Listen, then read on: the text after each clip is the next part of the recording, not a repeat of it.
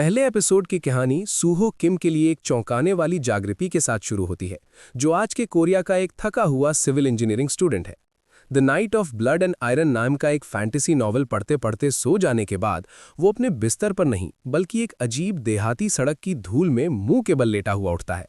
उलझन में सूहो का स्वागत एक तैरते हुए नीले सिस्टम मैसेज से होता है, जो उसे बताता है कि उसकी इच्छा पूरी हो गई है और वो नॉवल का एक कैरेक्टर बन गया है। इससे पहले कि वो इसे समझ पाता, उसके पास एक सुंदर चांदी जैसे बालों वाला नाइट आता है।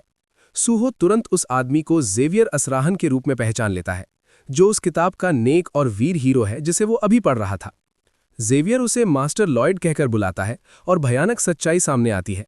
सूहो ने हीरो का शरीर नहीं लिया बल्कि लॉयड फ्रंटेरा का शरीर लिया है, एक बदनाम, आलसी और शराबी आदमी जो अपने परिवार को बर्बाद करने और दुखद मौत मरने वाला है।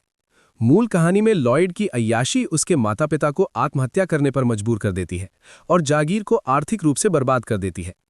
जेवियर ठंडे लहजे में बताता है कि लॉयड पिछली रात एक स्थानीय पब में नशे में हंगामा करने के बाद सड़क पर बेहोश हो गया था, जहां उसने फर्नीचर तोड़ दिया था और हंगामा किया था। ये महसूस करके कि वो अब एक ऐसे आदमी के शरीर में फंसा हुआ है जिससे हर कोई नफरत करता है, सूहो घबरा जाता है। वो जानता है कि लॉयड का भविष्य अंधकार में है, जो गरीबी और बीमारी में खत्म होगा। वो उसी पल तय करता है कि वो जिंदगी नहीं जिएगा। फ्रंटेरा हवेली में वापस सूहो, जो अब लॉयड के रूप में है, लॉयड की मां बैरनेस से मिलता है। गुस्से की उम्मीद करते हुए वो हैरान रह जाती है जब वो विनम्रता से उसकी बात मान लेता है और शहर जाकर अपने व्यवहार के लिए माफी मांगता है। एक शक करने वाले जेवियर के साथ सूहो पब लौटता है। लॉयड को देखकर शहर के लोग डर और नफरत से पीछे हट जाते हैं, जिससे ये और पुख्ता हो जाता है कि उससे कितनी नफरत की जाती है।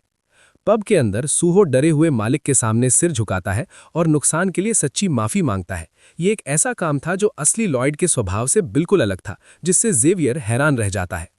हालांकि सूहो को एहसास होता है कि कर्ज या टूटे हुए फर्नीचर को ठीक करने के लिए सिर्फ शब्द काफी नहीं है। जैसे ही वो कमरे का जायजा लेता है, उसकी इंजीनियरिंग की समझ काम आती है। वो हवादार ठंडे अंदरूनी हिस्से को देखता है और महसूस करता है कि इस दुनिया में उंडोल यानी एक पारंपरिक कोरियाई अंडरफ्लोर हीटिंग सिस्टम की कमी है। उम्मीद की एक किरण जगती है। अगर वो अपनी सिविल इंजीनियरिंग की जानकारी का इस्तेमाल करके इस फैंटेसी दुनिया में मॉडर्न कंस्ट्रक्शन की सुविधाएं ला पाता है, तो शायद वो परिवार का भारी कर्ज चुका पाएगा, जागीर बचा पाएगा और अपने लिए एक शानदार जिंदगी पक्की कर पाएगा।